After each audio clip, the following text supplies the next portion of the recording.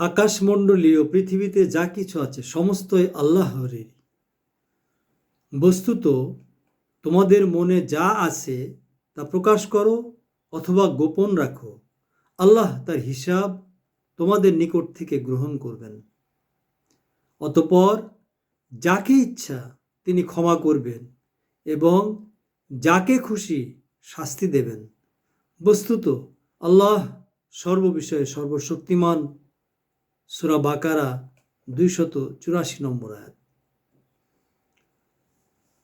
রাসূলুল্লাহ সাল্লাল্লাহু আলাইহি সাল্লামের প্রতি তার প্রতিপালকের পক্ষ থেকে যা অবতীর্ণ করা হয়েছে তাতে সে বিশ্বাস স্থাপন করেছে এবং সমস্ত বিশ্বাসীগণ সকলে আল্লাহ তাআলার উপর, তার ফেরেশতাগণের উপর, তার কিতাবসমূহের উপর এবং তার রাসূলগণের উপর বিশ্বাস স্থাপন করেছে। তারা বলে, আমরা তার রাসূলগণের মধ্যে কোনো পার্থক্য করি না। আর তারা বলে, আমরা শুনলাম এবং মান্য করলাম। হে আমাদের প্রতিপালক, আমরা তোমার ক্ষমা চাই আর তোমারই দিকে আমাদের প্রত্যাবর্তন হবে। সূরা বাকারা 285 নম্বর আয়াত।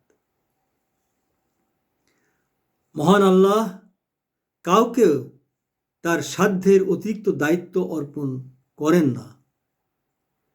যে ভালো উপার্জন করবে সে তার প্রতিদান পাবে এবং যে মন্দ উপার্জন করবে সে তার প্রতিফল পাবে। হে আমাদের প্রতিপালক, যদি আমরা বিস্মৃত হই অথবা ভুল করি তাহলে তুমি আমাদেরকে অপরাধী করো না। হে আমাদের প্রতিপালক, আমাদের পূর্ববর্তী গণের উপর যেমন গুরু দায়িত্ব অর্পণ করেছিলে আমাদের উপর তেমন দায়িত্ব অর্পণ করো না।